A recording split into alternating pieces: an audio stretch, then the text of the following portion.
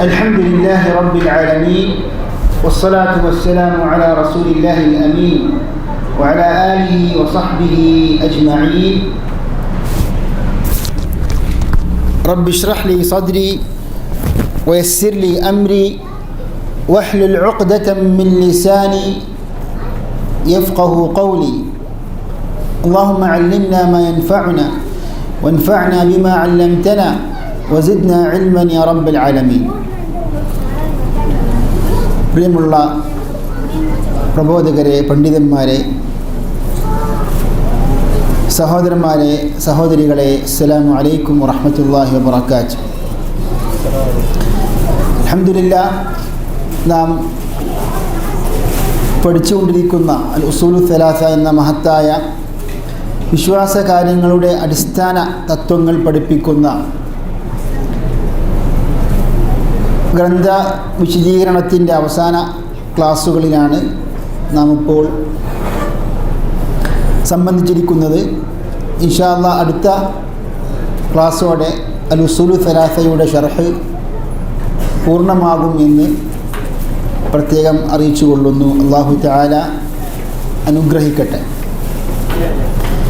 അൽ ഉസൂലു സലാസയുടെ ഷർഹിൻ്റെ 17ാമത്തെ ക്ലാസ്സാണ് ഇത്. മൂന്നാമത്തെ അസ്ലായ മഅരിഫത്തു അൽ അബ്ദി നബിയഹു മുഹമ്മദൻ സല്ലല്ലാഹു അലൈഹി വസല്ലം. ഒരു മനുഷ്യൻ തൻ്റെ നബിയെക്കുറിച്ച്, മുഹമ്മദ് നബിയെക്കുറിച്ച് അറിയുക എന്ന ഈ അസ്ലാണ് നാം പഠിച്ചുകൊണ്ടിരിക്കുന്നത്. മുഹമ്മദ് നബി സല്ലല്ലാഹു അലൈഹി വസല്ലം എല്ലാ ജനങ്ങളിലേക്കും, എല്ലാ മനുഷ്യരിലേക്കും നിയോഗിക്കപ്പെട്ട പ്രവാചകനാണ്, റസൂലാണ്, നബിയാണ്. വബുഇസ്തു ഇലാ കുല്ലി അഹ്മറ വ അസ്വദ്. എല്ലാ അഹ്മറായ, ചുവന്ന, കറുത്ത മനുഷ്യരിലേക്ക് ഞാൻ നിയോഗിക്കപ്പെട്ടു എന്ന നബി സല്ലല്ലാഹു അലൈഹി വസല്ലം വചനം പണ്ഡിതന്മാർ പറയുന്നു അർത്ഥമാക്കുന്നത്, ചുവന്ന കറുത്ത മനുഷ്യരെന്ന് പറയുമ്പോൾ അവിടെ ഉദ്ദേശിക്കുന്നത് അറബികളും അനറബികളുമാണ് എന്ന് ഒരു അഭിപ്രായം. രണ്ടാമത്തെ അഭിപ്രായം ബുഇസ്തു ഇലൽ ഇൻസി വൽ ജിൻ. അവിടെ ചുവപ്പുള്ളവർ, കറുത്തവർ എന്ന് പറഞ്ഞതിൻ്റെ സാരം മനുഷ്യരിലേക്കും ജിന്നിലേക്കും ഞാൻ നിയോഗിക്കപ്പെട്ടു എന്നാണ് അത്ര. അപ്പോൾ മുഹമ്മദ് നബി സല്ലല്ലാഹു അലൈഹി വസല്ലം റിസാലത്തിൻ്റെ ഒരു പ്രത്യേകത എന്താണ്? എല്ലാ പ്രവാചകന്മാരും മനുഷ്യരിലേക്ക് മാത്രമാണ് നിയോഗിക്കപ്പെട്ടത്. അതും ആ പ്രവാചകൻ്റെ ജനതയായ, ഇപ്പം ഈസാ നബി അലൈഹിസ്സലാം, മൂസാ നബി അലൈഹിസ്സലാം ഉള്ള പ്രവാചകന്മാരൊക്കെ ബനി ഇസ്രായേലിലേക്കാണ് നിയോഗിക്കപ്പെട്ടത്. എന്നാൽ മുഹമ്മദ് നബി സല്ലല്ലാഹു അലൈഹി വസല്ലം ആകട്ടെ എല്ലാ മനുഷ്യരിലേക്കും ഒരു പ്രത്യേകം വിഭാഗത്തിലേക്ക് മാത്രമല്ല നിയോഗിക്കപ്പെട്ടത്, അതിലുപരി ജിന്ന് വർഗത്തിലേക്കും നബി സല്ലല്ലാഹു അലൈഹി വസല്ലം നിയോഗിക്കപ്പെട്ടു. അതുകൊണ്ടാണ് നബി വസല്ലം ഖുർആൻ പാരായണം ചെയ്തപ്പോൾ ആര് കേട്ടത്? ജിന്ന് വർഗം കേൾക്കുകയും വിശ്വസിക്കുകയും അവർ ദീനിൻ്റെ പ്രബോധകരായി മാറുകയും ചെയ്തു. ജിന്ന് വർഗം. അങ്ങനെയാണ് സൂറത്തുൽ ജിന്ന് എന്ന അധ്യായം തന്നെ അല്ലാഹു തആല അവതരിപ്പിച്ചത്. അങ്ങനെ ജിന്ന് വർഗം നബിയിലേക്ക് വന്ന് ഖുർആൻ പാരായണം ആവശ്യപ്പെടുകയും അങ്ങനെ മുഹമ്മദ് സല്ലല്ലാഹു അലൈഹി വസല്ലം ഖുർആൻ പാരായണം ചെയ്തു കൊടുക്കുകയും അതാനി ദാഇൽ ജിൻ ഫദഹബ്തു മഅഹു ഫഖറഅതു അലൈഹിമുൽ ഖുർആൻ. ജിന്ന് എൻ്റെ അടുക്കലേക്ക് വരികയും ഞാൻ അവരോടൊപ്പം പോവുകയും അങ്ങനെ അവർക്ക് വേണ്ടി ഖുർആൻ പാരായണം ചെയ്തു കൊടുക്കുകയും ചെയ്തു. അങ്ങനെ മുഹമ്മദ് നബിയുടെ റിസാലത്തിൻ്റെ പ്രവാചകത്വത്തിൻ്റെ ഒരു പ്രത്യേകതയാണത്. ഇപ്പോൾ കഴിഞ്ഞ ക്ലാസ്സിൽ ഞാൻ പഠിച്ചത് ഹിജ്റയുമായി ബന്ധപ്പെട്ടതാണ്. അതായത് നബി സല്ലല്ലാഹു അലൈഹി വസല്ലം 13 വർഷക്കാലം മക്കത്ത് പ്രബോധനം ചെയ്തതിന് ശേഷം മദീനയിലേക്ക് ഹിജ്റ പോകാൻ കൽപ്പിക്കപ്പെട്ടു. ഹിജ്റ പോയി. എന്താണ് ഹിജ്റ? കഴിഞ്ഞ ക്ലാസ്സിൽ പഠിച്ചതാണ് അല്ലേ? അൽ ഹിജ്റതു അൽ ഇന്തിഖാലു മിൻ ബലദി ശിർക്കി ഇലാ ബലദിൽ ഇസ്ലാം. ഷിർക്കിൻ്റെ നാടിൽ നിന്ന് ഇസ്ലാമിക നാട്ടിലേക്കുള്ള പലായനം, ഹിജ്റ, അതാകുന്നു ഹിജ്റ. എന്നാൽ ഹിജ്റ നിർബന്ധമാണെന്നും ഷെയ്ഖ് പറഞ്ഞു. എപ്പോഴാണ് നിർബന്ധമാകുന്നത് ഹിജ്റ? ഒരു മുസ്ലിമിന് മുസ്ലിമായി ജീവിക്കാൻ പറ്റാത്ത ഒരു സാഹചര്യത്തിലാണ് അവൻ നിർബന്ധമായും ഹിജ്റ പോകേണ്ടത്. മനസ്സിലായില്ലേ? നിർബന്ധമായും ഹിജ്റ പോകേണ്ടത്. അല്ലെങ്കിൽ അവൻ എന്തല്ല, നിർബന്ധമല്ല. ഇപ്പോൾ നമ്മുടെ ഇന്ത്യ രാജ്യം പോലെയുള്ള രാജ്യങ്ങളിൽ ന്യൂനപക്ഷമായി മുസ്ലിമീങ്ങൾ താമസിക്കുന്നു, ജീവിക്കുന്നു. അവർക്ക് അവരുടെ മത ആചാരങ്ങൾ, കർമ്മങ്ങൾ അനുഷ്ഠിക്കാനും വെളിപ്പെടുത്താനും സ്വാതന്ത്ര്യമുണ്ട് ഇന്ത്യ രാജ്യത്ത്. അതുകൊണ്ട് തന്നെ ഇന്ത്യയിൽ ജീവിക്കുന്ന മുസ്ലിം സംബന്ധിച്ചിടത്തോളം അവർക്ക് ഹിജ്റ നിർബന്ധമാണെന്ന് നമുക്ക് പറയാവുന്നതല്ല. അപ്പോൾ ഷെയ്ഖ് പറഞ്ഞ ആ നിർബന്ധം എപ്പോഴാണ്, എങ്ങനെയാണ്, ഏത് സാഹചര്യത്തിലാണെന്ന് നാം മനസ്സിലാക്കണം. അതേപോലെ തന്നെ നബി സല്ലല്ലാഹു അലൈഹി വസല്ലം പഠിപ്പിച്ചു, സഹീഹുൽ ബുഖാരിയിലും മറ്റു ഹദീസ് ഗ്രന്ഥങ്ങളിലൊക്കെ ഉള്ള ഹദീസാണ്, ലാ ഹിജ്റത ബഅദൽ ഫത്ഹ് വലാകിൻ ജിഹാദുൻ വനിയ്യ. അതിൻ്റെ അർത്ഥം നാം മനസ്സിലാക്കി. മക്ക വിജയത്തിന് ശേഷം പലായനമില്ല, ഹിജ്റ ഇല്ല എന്ന് പറഞ്ഞാൽ മക്കയിൽ നിന്ന് മദീനയിലേക്ക് ഹിജ്റ നിർബന്ധമാക്കപ്പെട്ടതുപോലെ ഉള്ള ഒരു ഹിജ്റ. ഇനി മക്കയിൽ നിന്ന് മദീനയിലേക്ക് ഹിജ്റ ഇല്ല. കാരണം മദീന ഇസ്ലാമിക രാഷ്ട്രമായി മാറി. എന്നാൽ അതെ, മക്ക ഇസ്ലാമിക രാഷ്ട്രമായി മാറി. മക്ക വിജയത്തോടെ മക്ക ഇസ്ലാമിക രാഷ്ട്രമായി മാറി. അതുകൊണ്ട് തന്നെ ആ നിലക്കുള്ള ഹിജ്റ ഇല്ല എന്നാണ് നബി സല്ലല്ലാഹു അലൈഹി വസല്ലം പറഞ്ഞത്. പക്ഷേ പൊതുവായി പറയുമ്പോൾ നിർബന്ധമായും ഹിജ്റ ചെയ്യേണ്ട അവസ്ഥ വന്നു കഴിഞ്ഞാൽ ഹിജ്റ ചെയ്യണം. ആ ഹിജ്റ ഒരിക്കലും മുറിഞ്ഞു പോയിട്ടില്ല, നിന്നു പോയിട്ടില്ല. ലാ തൻഖതിഉൽ ഹിജ്റതു ഹത്താ തൻഖതിഅ തൗബ. തൗബ നിൽക്കുന്നത് വരെ, തൗബയുടെ സമയം അവസാനിക്കുന്നത് വരെ ഹിജ്റയുടെ സമയം അവസാനിക്കുന്നില്ല എന്ന് സഹീഹായ ഹദീസിലൂടെ നാം പഠിപ്പിക്കപ്പെട്ടു. ഇതൊക്കെയാണ് കഴിഞ്ഞ ക്ലാസ്സിൽ നാം ചർച്ച ചെയ്തത്.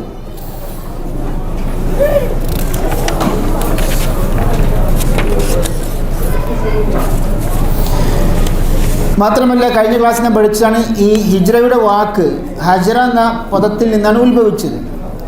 എന്താണ് ഹജറ എന്ന് പറഞ്ഞാൽ? വെടിയുക, ഉപേക്ഷിക്കുക.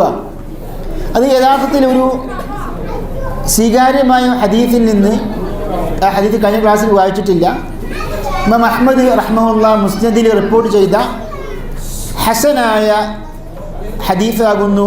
അൻ Abdullah bin Amr bin as റളിയല്ലാഹു അൻഹുമാ അന്ന നബിയ സല്ലല്ലാഹു അലൈഹി വസല്ലം ഖാൽ ഇന്നൽ ഹിജ്റത ഖസ്ലതാൻ. ഹിജ്റക്ക് രണ്ട് സവിശേഷതയുണ്ട്, അല്ലെങ്കിൽ രണ്ട് ഇനങ്ങളുണ്ട് ഹിജ്റ. ഇഹ്ദാഹുമ അൻ തഹ്ജുറ സയ്യിആത്ത്. ഒന്നാമത്തെ ഇനം എന്താണ്? ഹിജ്റയുടെ ഒന്നാമത്തെ സ്വഭാവം എന്താണ്? അൻ തഹ്ജുറ സയ്യിആത്ത്. പാപങ്ങളെ വർജിക്കുക, തിന്മകളെ ഉപേക്ഷിക്കുക. ഇത് ഭാഷാർത്ഥത്തിൽ പ്രയോഗിച്ചതാണ്. മനസ്സിലായില്ലേ? വൽ ഉഖ്റ അൻ തുഹാജിറ ഇലല്ലാഹി വറസൂലിഹി. രണ്ടാമത്തെ ഹിജ്റ എന്താണ്? അള്ളാഹുവിലേക്കും റസൂലിലേക്കും പലായനം ചെയ്യുക, ഹിജ്റ ചെയ്യുക. എന്താണ്? ശർഈയായ അർത്ഥമാണ്.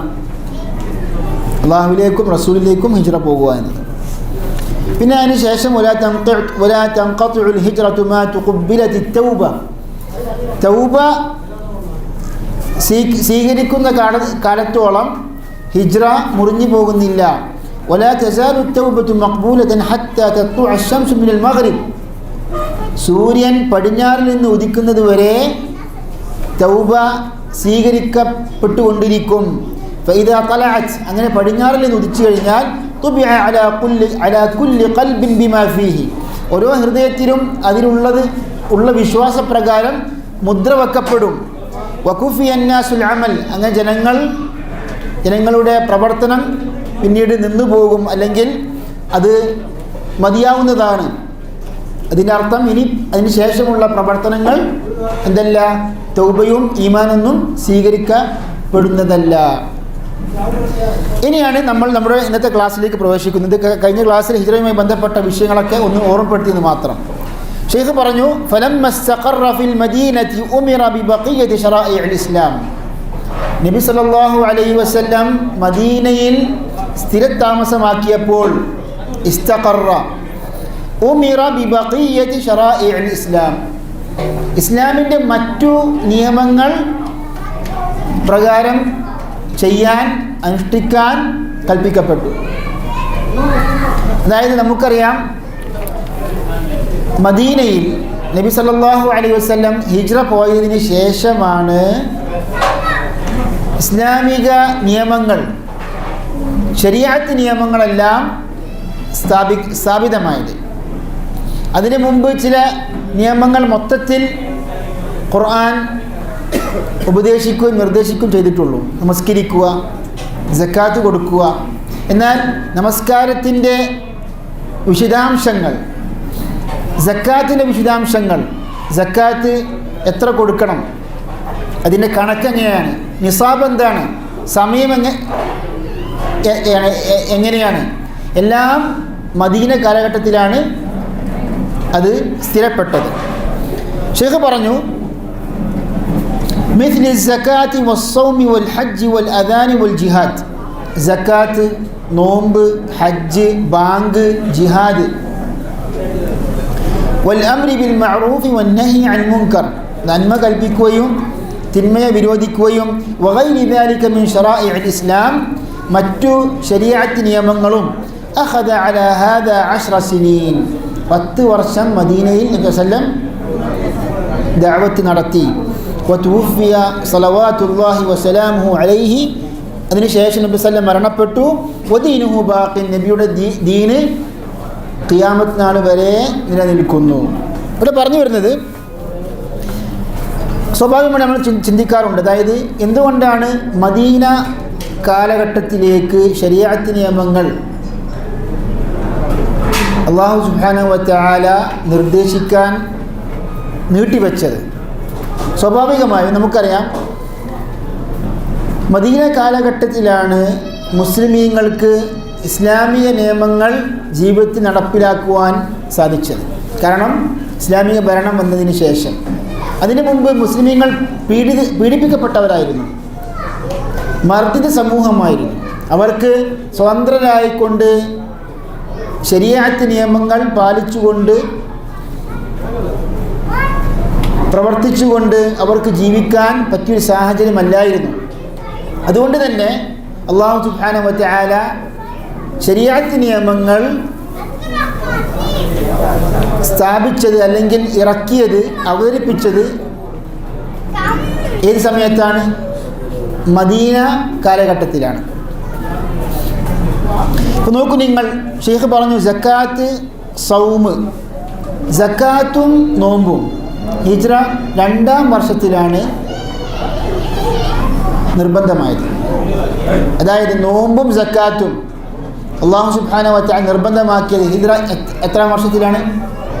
2-ാം വർഷത്തിൽ. ഷെയ്ഖ് പറഞ്ഞു വൽ ഹജ്ജ്, ഹജ്ജോ അഭിപ്രായ വ്യത്യാസമുണ്ട്. പ്രബലമായ വീക്ഷണപ്രകാരം ഹിജ്റ 9-ാം വർഷത്തിലാണ് നിർബന്ധമായത്. ഏത്? ഹജ്ജ്. കാരണം അതിന് മുമ്പ് മക്ക മുസ്ലിങ്ങളെ കൈവശമല്ല. ഹിജ്റ 8-ാം വർഷം മക്ക വിജയമുണ്ടായി. അതിനുശേഷം മക്ക ഇസ്ലാമിക പ്രദേശമായി മാറി, പട്ടണമായി മാറി. അതിനുശേഷമാണ് അല്ലാഹു സുബ്ഹാനഹു വ തആല ഹജ്ജ് നിർബന്ധമാക്കിയത്. മനസ്സിലായില്ലേ? അതേപോലെ വൽ അദാൻ, ബാങ്കും ഹിജ്റ 2-ാം വർഷം. ഹിജ്റ 2-ാം വർഷമാണ് ബാങ്ക് ഉണ്ടായത്. മക്ക കാലഘട്ടത്തിൽ എന്തില്ല? ബാങ്കില്ലായിരുന്നു. നബി സല്ലല്ലാഹു അലൈഹി വസല്ലം നാഖൂസ് കൊണ്ട്, എന്താണ് ഷുഐബ് മൗലവി? നാഖൂസ്, കാഹളം. മലയാളത്തിൽ എന്താ പറയാം, നാക്കൂസ് ഉപയോഗിച്ചുകൊണ്ട് ബാങ്ക് വിളിക്കണമെന്നായിരുന്നു. ഇത് ക്രിസ്ത്യാനികളൊരു സമ്പ്രദായമായിരുന്നു. അങ്ങനെ അല്ലാഹു സുബ്ഹാനഹു വ തആല അതിന് പകരമായി മുസ്ലിമീങ്ങൾക്ക് പഠിപ്പിച്ചു കൊടുത്തതാണ് എന്ത്, ബാങ്ക് വിളി. അത് സ്വപ്നത്തിലൂടെ ഒരു സഹാബി കണ്ട സ്വപ്നമാണെങ്കിലും അത് സത്യമായ, ശരിയായ, സാലിഹായ, സാദിഖായ സ്വപ്നമാണെന്ന് നബി സല്ലല്ലാഹു അലൈഹി വസല്ലം അത് സഹാബിക്ക് അബ്ദുല്ലാഹി ഇബ്നു സയ്യിദ് റളിയല്ലാഹു അൻഹു സന്തോഷ വാർത്ത അറിയിച്ചു കൊടുക്കുകയും മാത്രമല്ല അതേ സ്വപ്നം തന്നെ ഉമർ ഇബ്നുൽ ഖത്താബ് റളിയല്ലാഹു അൻഹു ഇങ്ങനെ നമസ്കാര സമയം ആകുമ്പോൾ എന്താണ് ചെയ്യേണ്ടത്, അവിടെ ബാങ്കാണ് വിളിക്കേണ്ടത് എന്ന സ്വപ്നം ആര് കണ്ടു, ഉമറും കണ്ടു. അപ്പോൾ അത് പിന്നീട് നബി സല്ലല്ലാഹു അലൈഹി വസല്ലം അംഗീകരിക്കുകയും അത് ഒരു ശരീഅത്ത് നിയമമായി ഇസ്ലാമിൽ അറിയപ്പെടുകയും ചെയ്തു. അങ്ങനെയാണ് ബാങ്ക് വിളി 2-ാം വർഷം സ്ഥിരപ്പെട്ടത്. അങ്ങനെ പല ശരീഅത്ത് നിയമങ്ങൾ നമുക്ക് നോക്കിക്കഴിഞ്ഞാലൊക്കെ ഹിജ്റയ്ക്ക് ശേഷമാണ് ഉണ്ടായത്. ഇപ്പോൾ ഉദാഹരണം അനന്തരാവകാശ നിയമങ്ങൾ, ഇതെല്ലാം ഹിജ്റയ്ക്ക് ശേഷമാണ് സ്ഥിരപ്പെട്ടത്. ഷെയ്ഖ് പറഞ്ഞു വൽ ജിഹാദ്, ഇതേപോലെ ജിഹാദ് മക്ക കാലഘട്ടത്തിൽ അല്ലാഹു സുബ്ഹാനഹു വ തആല യുദ്ധം, ജിഹാദ് നിർബന്ധമാക്കിയില്ല. കാരണം അവർക്ക് യുദ്ധം ചെയ്യാൻ, ജിഹാദ് ചെയ്യാനുള്ള ഒരു സാഹചര്യമല്ലായിരുന്നു. അതേപോലെ തന്നെ വൽ അംരി ബിൽ മഅറൂഫ് വൻ നഹ്യി അനിൽ മുൻകർ, നന്മ കൽപ്പിക്കുക തിന്മയെ വിരോധിക്കുക എന്നത് ഔദ്യോഗികമായിട്ട് ചെയ്യണമെങ്കിൽ എന്ത് വേണം, ഇസ്ലാമിക രാഷ്ട്രം വേണം. അത് ഹിജ്റയ്ക്ക് ശേഷമാണ് അങ്ങനെ ആ നിലക്ക് സ്ഥിരപ്പെട്ടത്. വഗൈരി ദാലിക മിൻ ശറാഇൽ ഇസ്ലാം, മറ്റു ഇസ്ലാമിക ശരീഅത്ത് നിയമങ്ങളുമെല്ലാം ഹിജ്റയ്ക്ക് ശേഷമാണ് അല്ലാഹു സുബ്ഹാനഹു വ തആല നിയമിച്ചത്. അഖദ അലാ ഹാദാ 10 സിനീൻ, അങ്ങനെ 10 വർഷം വസല്ലം മദനി കാലഘട്ടത്തിൽ ജീവിച്ചു. വതുഫിയ നബിയു സല്ലല്ലാഹു അലൈഹി വസല്ലം, ഷെയ്ഖ് പറഞ്ഞു അള്ളാഹുവിൻ്റെ ദീന് ബാക്കിയാണ്. ബാക്കി എന്ന് പറയുമ്പോൾ നിലനിൽക്കുന്നതാണ് ഖിയാമത്ത് നാൾ വരെ. വതുഫിയ നബി സല്ലല്ലാഹു അലൈഹി വസല്ലം വദീനുഹു ബാഖിൻ, നബി വസല്ലം മരണപ്പെട്ടു, നബിയുടെ ദീന് ആണ് നിലനിൽക്കുന്നു. എന്താ അതിനർത്ഥം, ഖിയാമത്ത് നാൾ വരെ നിലനിൽക്കുന്നു. ഈ നബിക്ക് ശേഷം ഒരു പ്രവാചകൻ നിയോഗിക്കപ്പെടാനില്ല. മാത്രമല്ല നബിയുടെ ശരീഅത്ത് വേറൊരു പ്രവാചകന് ശരീഅത്ത് കൊണ്ട് ഉയർത്തപ്പെടുന്നില്ല. അതായത് നബിയുടെ ശരീഅത്ത് എന്താണ്, നാസിഖത്താണ്. എന്താർത്ഥം, അതായത് മുമ്പ് വന്ന പ്രവാചകന്മാരുടെ ശരീഅത്തുകളെല്ലാം അത് ഉയർത്തിക്കളഞ്ഞു, മാറ്റിക്കളഞ്ഞു. ഇനി നബിയുടെ ശരീഅത്ത്, മുഹമ്മദ് നബി സ്വല്ലല്ലാഹു അലൈഹി വസല്ലം ശരീഅത്തിനെ നസ്ഖ് ചെയ്യാൻ ഒരു പ്രവാചകൻ്റെയും ശരീഅത്ത് ഇനി വരാൻ ഇല്ല. ഈസ നബി അലൈഹിസ്സലാം നമുക്കറിയാം അന്ത്യനാളാവുമ്പോൾ ഇറങ്ങും. അത് മുസ്ലിങ്ങളുടെ വിശ്വാസമാണ്. ഖിയാമത്ത് നാളിൻ്റെ ഒരു അടയാളം എന്താണ്, നുസൂലു ഈസ അലൈഹിസ്സലാം, ഈസ നബിയുടെ എന്താണ് ആകാശത്തിൽ നിന്ന് ഇറക്കം. എന്നാൽ ഈസ നബി അലൈഹിസ്സലാം ഒരു പുതിയ ശരീഅത്ത് കൊണ്ടല്ല വരുന്നത്, നാം ശ്രദ്ധിക്കണം. അതായത് എനിക്ക് ശേഷം ഇനി ഒരു പ്രവാചകനില്ല, വലാകിർ റസൂലുള്ളാഹി വ ഖാതമൻ നബിയീൻ എന്ന് നബി വസല്ലം പറയുകയും അത് ഖുർആൻ പഠിപ്പിക്കുകയും ചെയ്താണല്ലോ. വ ഖാതമൻ നബിയീൻ, എനിക്ക് ശേഷം ഒരു പ്രവാചകൻ വരാനില്ല. ഖുർആൻ പറഞ്ഞു 5 പ്രവാചകനാണ് ആര്, മുഹമ്മദ് നബി സല്ലല്ലാഹു അലൈഹി വസല്ലം എന്ന് പറയുമ്പോൾ ഈസ നബി അലൈഹിസ്സലാം ഇനി ഇറങ്ങുന്നുണ്ടല്ലോ. അപ്പോൾ ഇതിന് തമ്മിൽ വൈരുദ്ധ്യമുണ്ടോ? വൈരുദ്ധ്യമില്ല. ഈസ നബി അലൈഹിസ്സലാം ഒരു പുതിയ പ്രവാചകനായിട്ടല്ല, ഒരു പുതിയ ശരീഅത്തായിട്ടല്ല വരുന്നത്. മനസ്സിലായില്ലേ? മുഹമ്മദ് നബി സല്ലല്ലാഹു അലൈഹി വസല്ലമിൻ്റെ ഉമ്മത്തിൽപ്പെട്ട മുഹമ്മദ് നബിയുടെ ശരീഅത്ത് പ്രകാരം വിധിക്കുന്ന ഒരു പ്രവാചകനായിട്ടാണ് അവസാന കാലത്തിൽ വരുന്നത്, ഇറങ്ങുന്നത്.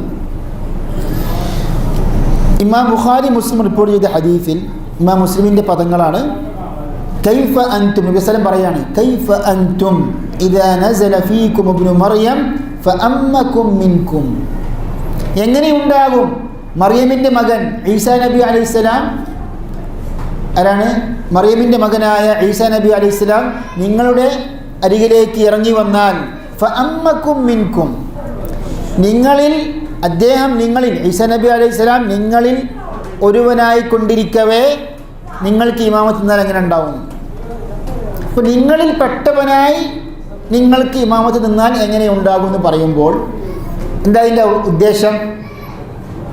നിങ്ങളിൽപ്പെട്ട, ഈ ഉമ്മത്തിൽപ്പെട്ട ഖുർആനും സുന്നത്തും അനുസരിച്ച് ജീവിക്കുന്ന, വിധിക്കുന്ന ഒരു ഇമാമായിട്ട്.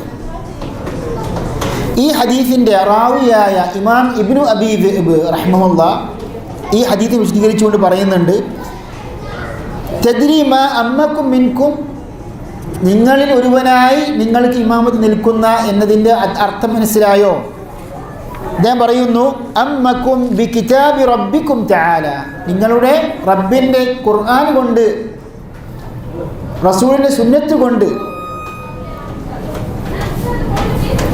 ആണ് നിങ്ങൾക്ക് ഇമാമത്ത് നിൽക്കുക. അപ്പോൾ ഈസാ നബി അലൈഹിസ്സലാം ഖുർആനും സുന്നത്ത് കൊണ്ടായിരിക്കും വിധിക്കുക. ചില ഹനഫി മദ്ഹബിൻ്റെ മുത്തഅസ്സിബീങ്ങൾ പറഞ്ഞതുപോലെ ഹനഫിയും ഫിഖ് പ്രകാരമായിരിക്കും ഈസാ നബി അലൈഹിസ്സലാം വിധിക്കുക എന്നൊരു ദുർവ്യാഖ്യാനമുണ്ട്. അത് യഥാർത്ഥത്തിൽ മഹാ അബദ്ധമാണ്. സങ്കടം എന്ന് പറയട്ടെ, അതായത് ഈ അന്ധവിശ്വാസം ഹനഫി മദ്ഹബിൽ ചില പണ്ഡിതന്മാർ തന്നെ രേഖപ്പെടുത്തിയിട്ടുണ്ട്. അതായത് ആ അന്ധവിശ്വാസത്തിൻ്റെ ഒരു ചുരുക്കം എന്തെന്നാൽ, ഈസാ നബി അലൈഹിസ്സലാം ഫിഖ് അബൂ ഹനീഫയുടെ ഫിഖ് പ്രകാരമായിരിക്കും നടപ്പിലാക്കുക, ശരീഅത്ത്, ആ ശരീഅത്ത് പ്രകാരമായിരിക്കും, ആ ഫിഖ് പ്രകാരമായിരിക്കും വിധിക്കുക. അത് ഖദർ നബിയുമായി ബന്ധപ്പെടുത്തിക്കൊണ്ടാണ് അവർ ഒരു കെട്ടുകഥ നിർമ്മിച്ചുണ്ടാക്കിയത്. പറഞ്ഞു വരുന്നത്, ഇതൊന്നും അഹ്ലുസുന്നത്തിൻ്റെ വിശ്വാസമല്ല. ഖുർആൻ സുന്നത്ത് തെളിവിൻ്റെ അടിസ്ഥാനത്തിലാണ് ഈസാ നബി അലൈഹിസ്സലാം ആ നിയമപ്രകാരമായിരിക്കും വിധിക്കുക. ഇനി വേറൊരു വ്യാഖ്യാനമുണ്ട് ഈ ഹദീസിന്. അതായത് കൈഫ അൻതും ഇദാ നസല ഫീകും ഇബ്നു മറിയം വ അമ്മക്കും മിൻകും വ ഇമാമുക്കും മിൻകും, രണ്ട് റിവായത്തുകളുണ്ട്. അപ്പം നിങ്ങളിൽപ്പെട്ട ഇമാമ് നിങ്ങൾക്ക് ഉണ്ടായിരിക്കവേ ഈസാ നബി അലൈഹിസ്സലാം ഇറങ്ങി വന്നാൽ എങ്ങനെ ഉണ്ടാവും എന്ന് പറഞ്ഞാൽ ആരാണ് ഇമാമ കൊണ്ട് ഉദ്ദേശിക്കുന്നത്? മഹ്ദിയാണ്. അഥവാ ഈസാ നബി അലൈഹിസ്സലാം ഇറങ്ങി വരുമ്പോൾ മഹ്ദിയുടെ പിന്നാലെ ഇമാമത്ത് സ്വീകരിച്ചുകൊണ്ട് നമസ്കരിക്കും. രണ്ട് വ്യാഖ്യാനങ്ങൾ ഈ ഹദീസിലുണ്ട്. ഇത് സഹീഹുൽ ബുഖാരി, സഹീഹ് മുസ്ലിമിലുള്ള രണ്ട് ഹദീസുകളാണ്. ഏതായാലും ഇവിടെ പറഞ്ഞു വരുന്നത്, മുഹമ്മദ് നബി സല്ലല്ലാഹു അലൈഹി വസല്ലമിന് ശേഷം ഒരു പ്രവാചകൻ പുതിയ ശരീഅത്തുമായി വരാനില്ല. നബി വസല്ലം പറഞ്ഞിട്ടുണ്ട്, സഹീഹ് ബുഖാരിയിൽ ഹദീസാണത്. എന്താണ് ഹദീസ്? അന ഔലൻ നാസ് ബിബ്നി മറിയം, ഇബ്നു മറിയം, മറിയമിൻ്റെ മകൻ ആരാണ്? ഈസാ നബിയോട് ഏറ്റവും അടുത്ത ആൾ ഞാനാകുന്നു. അതായത് ഈസാ നബി അലൈഹി സ്വലാമിന് തൊട്ട് ശേഷം ആര് നിയോഗിക്കപ്പെട്ടു? മുഹമ്മദ് നബി വസല്ലം. ഈസാ നബിയുടെ ശരീഅത്തിന് ശേഷം മുഹമ്മദ് നബി വസല്ലം ശരീഅത്താണ് വന്നത്. വൽ അംബിയാഉ ഔലാദു അല്ലാത്ത്, അതായത് അല്ലാത്തിൻ്റെ മക്കളാകുന്നു പ്രവാചകന്മാർ. എന്താണ് അല്ലാത്ത് എന്ന് പറഞ്ഞാൽ? ഒരു പിതാവിനുള്ള പല ഭാര്യമാരും, വ്യത്യസ്ത മാതാക്കളിൽ ഒരു പിതാവിൽ പിറന്ന മക്കളാകുന്നു ആര്? പ്രവാചകന്മാർ. എന്താ ഇതിൻ്റെ അർത്ഥം? ഒരു പിതാവും കുറേ ഉമ്മമാരും. ഒരു പിതാവ് ഉണ്ടാവുകയും കുറേ ഉമ്മമാരിൽ പിറന്ന മക്കളാണ് പ്രവാചകന്മാരെന്ന് പറയുമ്പോൾ പ്രവാചകന്മാരുടെ അടിസ്ഥാന ആദർശം, ആശയം ഒന്നാണ്, തൗഹീദാണ്. അതിലെന്തില്ല? യാതൊരു വ്യത്യാസവുമില്ല. എന്നാൽ ശരീഅത്ത് നിയമങ്ങൾ ഓരോ പ്രവാചകൻ്റെ കാലഘട്ടവും സ്ഥലവും എല്ലാം പരിഗണിച്ചുകൊണ്ട് തന്നെ ശരീഅത്ത് നിയമങ്ങൾ എന്തുണ്ട്? വ്യത്യാസമുണ്ടാകുന്നു. കാര്യം മനസ്സിലായില്ലേ? എൻ്റെ ഹദീസിൻ്റെ പൂർത്തീകരണം ഇത് സഹീഹ് ബുഖാരിയിലെ ഹദീസാണ്. ലൈസ ബൈനി വബൈനഹു നബിയ്യുൻ, അതായത് എനിക്കും ഈസാ നബിക്കും ഇടയിൽ ഒരു പ്രവാചകൻ ഇല്ല. ഒരു പ്രവാചകൻ ഇല്ല. അഥവാ ഈസാ നബി അലൈഹി സ്വലാമിന് ശേഷം ആരാണ് നിയോഗിക്കപ്പെട്ടത്? മുഹമ്മദ് നബിക്ക് മുമ്പുള്ള ഒരു പ്രവാചകൻ നിയോഗിക്കപ്പെട്ടിട്ടില്ല. ഏതായാലും ഇവിടെ പറഞ്ഞു വരുന്നത് ഇതെല്ലാം മുഹമ്മദ് നബിയുടെ നുബുവത്തുമായി ബന്ധപ്പെട്ട കാര്യമാണ്. ഷെയ്ഖ് പറഞ്ഞു വഹാദാ ദീനുഹു, ഇതാകുന്നു ഈ ഇസ്ലാം ദീനാകുന്നു മുഹമ്മദ് നബിയുടെ ദീന്. ലാ ഖൈറ ഇല്ലാ ദല്ലൽ ഉമ്മത അലൈഹി, നബി വസല്ലം ഉമ്മത്തിന് പഠിപ്പിച്ചു കൊടുക്കാത്ത അറിയിച്ചു കൊടുക്കാത്ത ഒരു ഖൈറും ഇല്ല. വലാ ശർറ ഇല്ലാ ഹദ്ദറഹ മിൻഹു, നബി സല്ലല്ലാഹു അലൈഹി വസല്ലം മുന്നറിയിപ്പ് കൊടുക്കാത്ത താക്കീത് ചെയ്യാത്ത ഒരു തിന്മയും ഇല്ല, അവശേഷിക്കുന്നില്ല. വൽ ഖൈറുല്ലദീ ദല്ലഹ അലൈഹി, ഉമ്മത്തിന് അറിയിച്ചു കൊടുത്ത ഖൈർ എന്താണ്? അത്തൗഹീദു വജമീഉ മാ യുഹിബ്ബുഹു അല്ലാഹു വയർദാ, തൗഹീദും അള്ളാഹുവിന് ഇഷ്ടപ്പെടുകയും തൃപ്തിപ്പെടുകയും ചെയ്യുന്ന ഏതൊരു കാര്യവും ആകുന്നു ഖൈർ. മനസ്സിലല്ലേ? അപ്പം നബി സല്ലല്ലാഹു അലൈഹി വസല്ലം നമുക്ക് നമ്മുടെ ദീനിൽ ഉപകാരപ്പെടുന്ന ഏതൊരു ഖൈറും ഉണ്ടോ ആ ഖൈർ നമുക്ക് അറിയിച്ചു തരാതെ നബി സല്ലല്ലാഹു അലൈഹി വസല്ലം മരണപ്പെട്ടിട്ടില്ല. അതേപോലെ നമുക്ക് നമ്മുടെ ദീനിൽ ആഖിറയുമായി ബന്ധപ്പെട്ട ജീവിതത്തിൽ നമുക്ക് ഉപദ്രവമാകുന്ന ദ്രോഹമാകുന്ന ഏതൊരു കാര്യമുണ്ടോ അതിനെക്കുറിച്ച് താക്കീത് ചെയ്യാതെ നബി സല്ലല്ലാഹു അലൈഹി വസല്ലം മരണപ്പെട്ടിട്ടില്ല. അതാണ് ഷെയ്ഖ് ഇവിടെ പറഞ്ഞു വരുന്നത്. ഇത് യഥാർത്ഥത്തിൽ നമ്മുടെ ദീനിൻ്റെ ഒരു പ്രത്യേകതയാണ്. ഇപ്പം നമ്മുടെ നോക്കൂ നിങ്ങൾ, മറ്റുള്ള മതങ്ങളെ അപേക്ഷിച്ചുകൊണ്ട് നമ്മുടെ ദീനിൻ്റെ വിശാലമായ നിയമങ്ങളും പഠനങ്ങളും നമ്മൾ നോക്കുകയാണെങ്കിൽ ഇത് ഹക്കായ സത്യമതമാണെന്ന് നമുക്ക് ബോധ്യപ്പെടും. നോക്കൂ നിങ്ങൾ, ഇപ്പം ഹിന്ദുക്കളുടെ മതം, ഹൈന്ദവ മതം നമ്മൾ എടുക്കുകയാണെങ്കിൽ നമ്മുടെ ദീനിനെ നമ്മൾ പരിശോധിക്കുകയാണെങ്കിൽ നമ്മുടെ ജീവിതവുമായി ബന്ധപ്പെട്ട എല്ലാ കാര്യങ്ങളിൽ നാം സ്വീകരിക്കേണ്ട നിലപാട് നമ്മുടെ ദീനിൽ എന്തുണ്ട്? തെളിവുകളുണ്ട്. ഖുർആനിലും സുന്നത്തിലും അത് വിശദമായി വിവരിച്ചിട്ടുണ്ട്. ഇപ്പോൾ ഉദാഹരണമായി നമ്മുടെ ശരീഅത്ത് നിയമങ്ങൾ എടുത്തു നോക്കുക. ഇപ്പം അനന്തരാവകാശ നിയമങ്ങൾ, അതേപോലെ തന്നെ വിവാഹമോചനം, അങ്ങനെ അതേപോലെ നമ്മൾ കർമ്മങ്ങൾ, ഇബാദത്ത് കർമ്മങ്ങൾ, ആരാധന കർമ്മങ്ങൾ നോക്കുക. നമസ്കാരം, എങ്ങനെ നമസ്കരിക്കണം, എത്ര വഖത്ത് നമസ്കരിക്കണം, ഏത് സമയത്ത്, വിലക്കപ്പെട്ട സമയങ്ങൾ ഏതെല്ലാം, നോമ്പ് എത്ര ദിവസം നിർബന്ധമായി നോമ്പ് അനുഷ്ഠിക്കണം, എപ്പോഴാണ് നോമ്പ് നോക്കേണ്ടത്, നോമ്പ് നോക്കാൻ പാടില്ലാത്ത ദിവസങ്ങൾ ഏതെല്ലാം, സക്കാത്ത് ആർക്കെല്ലാം സക്കാത്ത് കൊടുക്കേണ്ടത്, എപ്പോഴാണ് സക്കാത്ത് നിർബന്ധമാകുന്നത്, എത്ര അതിൻ്റെ കണക്ക്, സക്കാത്തിൻ്റെ ഓരോ വിഷയത്തിലും അതിൻ്റെതായ വിശദാംശങ്ങളും കൃത്യമായ പ്രമാണവും നമ്മുടെ ദീനിലുണ്ട്. ഈ പറഞ്ഞ വിഷയങ്ങൾ നമ്മൾ മറ്റുള്ള മതങ്ങളിലൂടെ ഗ്രന്ഥങ്ങൾ ഞാൻ പരിശോധിക്കുകയാണെങ്കിൽ നമുക്ക് ലഭിക്കുമോ? ലഭിക്കില്ല. ഇതാണ് ഇവിടെ ഷെയ്ഖ് പറഞ്ഞത്. ഇനി ഗൗരവം നാം മനസ്സിലാക്കണം. ഒരിക്കൽ സൽമാൻ റളിയല്ലാഹു അൻഹു, സൽമാനുൽ ഫാരിസി റളിയല്ലാഹു അൻഹുവിൻ്റെ അടുക്കിലേക്ക് ഒരു മുശ്രിക്ക് വന്നിട്ട് പറയുകയാണ്, ഇന്നി അറാ സാഹിബക്കും യുഅല്ലിമുക്കും ഹത്താ യുഅല്ലിമകുമുൽ ഖിറാഅ. അതായത് നിങ്ങളുടെ കൂട്ടുകാരൻ, അതായത് പ്രവാചകൻ നിങ്ങൾക്ക് എല്ലാ കാര്യങ്ങളും പഠിപ്പിച്ചു തരുന്നുണ്ട്. ഏതുവരെ? ഹത്താ യുഅല്ലിമകുമുൽ ഖിറാഅ, അതായത് മലമൂത്ര വിസർജനം എങ്ങനെയാണ് ചെയ്യേണ്ടതിൻ്റെ രൂപം കൂടിയും പ്രവാചകൻ നിങ്ങൾക്ക് പഠിപ്പിച്ചു തന്നിട്ടുണ്ട്. ഫഖാല അജൽ, സൽമാൻ ഫാരിസി റളിയല്ലാഹു അൻഹു പറഞ്ഞു, അതെ, ശരിയാണ് താങ്കൾ പറഞ്ഞത്. ഇന്നഹു നഹാന അൻ യസ്തൻജിയ അഹദുനാ ബിയമീനിഹി. അത് പറഞ്ഞപ്പോൾ അദ്ദേഹം നബിയിൽ നിന്ന് പഠിച്ച ഒരു ഹദീസ് ധരിക്കുകയാണ്. അത് ഇമാം മുസ്ലിം റിപ്പോർട്ട് ചെയ്ത ഹദീസാണ്. എന്താണ്? മലമൂത്ര വിസർജനം ചെയ്യുമ്പോൾ വലത് കൈ ഉപയോഗിക്കുന്നത് നബി സല്ലല്ലാഹു അലൈഹി വസല്ലം വിലക്കിയിട്ടുണ്ട്. വലത് കൈ ഉപയോഗിച്ചുകൊണ്ട് ഇസ്തിൻജ ചെയ്യാൻ പാടില്ല. ഔ യസ്തഖ്ബിലൽ ഖിബ്ല, അല്ലെങ്കിൽ ആ സമയത്ത് ഖിബ്ലക്ക് നേരെ തിരിയാൻ പാടില്ല എന്ന് നബി സല്ലല്ലാഹു അലൈഹി വസല്ലം പഠിപ്പിച്ചിട്ടുണ്ട്. എന്നാൽ പണ്ഡിതന്മാർക്ക് അഭിപ്രായ വ്യത്യാസമുണ്ട്. അത് കെട്ടിടത്തിൻ്റെ പുറത്ത് മരുഭൂമിയിൽ ഇപ്പോൾ മൂത്രിക്കുമ്പോൾ ഖിബ്ലക്ക് നേരെ തിരിയാൻ പാടില്ല, കെട്ടിടത്തിൻ്റെ ഉള്ളിലാണെങ്കിൽ കുഴപ്പമില്ല എന്നാണ് പല പണ്ഡിതന്മാരും ഫുഖഹാക്കളും അഭിപ്രായപ്പെട്ടത്. കാരണം സഹീഹുൽ ബുഖാരിയിൽ നബി സല്ലല്ലാഹു അലൈഹി വസല്ലം ഖിബ്ലക്ക് നേരെ വീട്ടിൻ്റെ അകത്ത് വെച്ച് ഉള്ളിൽ വെച്ച് മലമൂത്ര വിസർജനം നടത്തിയിട്ടുണ്ട് എന്ന് ഇബ്നു ഉമർ റളിയല്ലാഹു അൻഹു പറഞ്ഞിട്ടുണ്ട്. ഏതായാലും ഹദീസിൻ്റെ പൂർത്തീകരണം വനഹ അനിർ റൗസി വൽ ഇദാം. അതേപോലെ തന്നെ ഇസ്തിൻജാ ചെയ്യുമ്പോൾ നാൽക്കാലികളുടെ കാഷ്ടം കൊണ്ടോ അല്ലെങ്കിൽ എല്ലുകൾ ഉപയോഗിച്ചുകൊണ്ട് ഇസ്തിൻജാ ചെയ്യാൻ പാടില്ല. കാരണം എല്ലുകൾ ഉദാഹരണമായി അത് ജിന്നു വർഗത്തിൻ്റെ ഭക്ഷണമാണ്, അത് നമ്മൾ ആദരിക്കേണ്ടതുണ്ട്. അങ്ങനെ ഇതുപോലും നബി സല്ലല്ലാഹു അലൈഹി വസല്ലം പഠിപ്പിച്ചിട്ടുണ്ട്. ആദാബു ഖദാഇൽ ഹാജ, ആദാബുൽ ഖലാ. നമുക്കറിയാം, നമ്മൾ ഇപ്പോൾ ടോയ്ലറ്റിൽ കിടക്കുന്നതിന് മുമ്പ് പ്രാർത്ഥിക്കേണ്ട പ്രാർത്ഥന ബിസ്മില്ലാഹ് അല്ലാഹുമ്മ ഇന്നി അഊദു ബിക മിനൽ ഖുബ്സി വൽ ഖബാഇസ്. പുറത്തു വന്നാൽ അൽഹംദുലില്ലാ.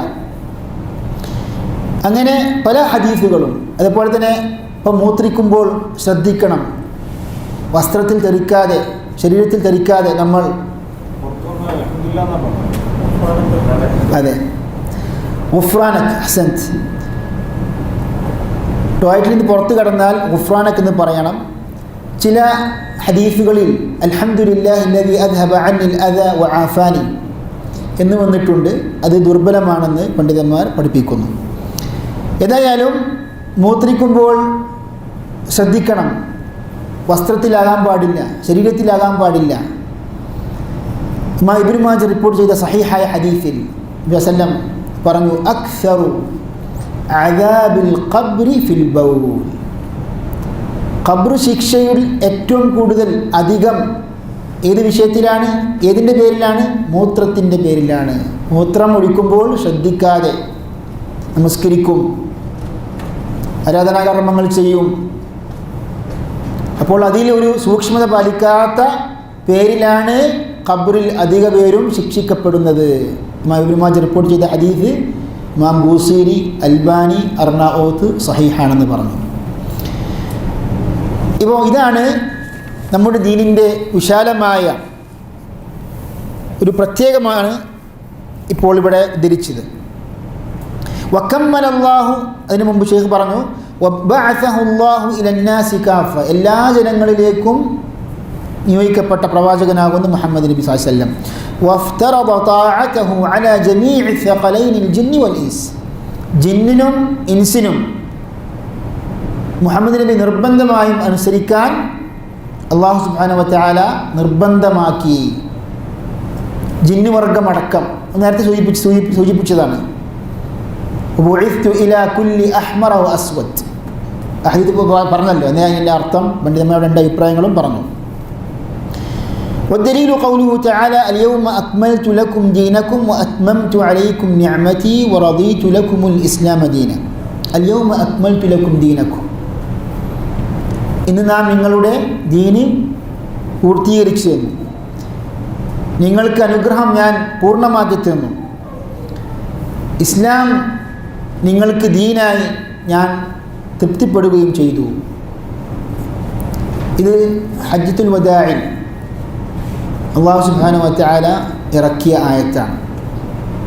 അൽയൗമ അക്മൽതു ലക്കും ദീനക്കും, ദീന് പൂർത്തീകരിച്ചു എന്ന് പറയുമ്പോൾ അതിനു മുമ്പ് അല്ലാഹു സുബ്ഹാനഹു വ തആല പല നിയമങ്ങൾ നിർബന്ധമാക്കിയിട്ടുണ്ട്. പക്ഷേ ഹജ്ജ് കർമ്മം പൂർത്തിയായത് ആ വർഷമാണ്. അതോടെ എന്തായി? ദീന് പൂർത്തിയായി. അൽയൗമ അക്മൽതു ലക്കും ദീനക്കും വഅത്മംതു അലൈക്കും നിഅമതി വറദീതു ലക്കുമുൽ ഇസ്ലാമ ദീന. ചില ആൾക്കാർ പറയാറുണ്ട് ഇത് ഖുർആനിൽ അവസാനമായി ഇറങ്ങിയ ആയത്താണെന്ന്. അത് ശരിയല്ല. കാരണം ഇതിന് ശേഷവും ആയത്തുകൾ ഇറങ്ങിയിട്ടുണ്ട്. അവസാനമായി പ്രബലമായ വീക്ഷണപ്രകാരം ഇറങ്ങിയ ആയത്ത് വത്തഖൂ യൗമൻ തുർജഊന ഫീഹി ഇലല്ലാഹ്, സൂറത്തുൽ ബഖറയിലെ 281 ആയത്താണ്. والدليل قوله تعالى والدليل على موته صلى الله عليه وسلم. നബി വസല്ലം മരിച്ചു. നബിയുടെ മരണത്തിന് തെളിവെന്താണ്? അതായത് 10 വർഷക്കാലം മദീനത്ത് അവസാനമായി ദഅവത്ത് നടത്തിയിട്ട് മരണപ്പെട്ടു മുഹമ്മദ് നബി സല്ലല്ലാഹു അലൈഹി വസല്ലം. എന്താണ്? അല്ലാഹുവിൻ്റെ വചനമാണ് ഇന്നക മയ്യിതുൻ വ ഇന്നഹും മയ്യിതൂൻ, താങ്കൾ മരിക്കുന്നതാണ്, അവരും മരിക്കും.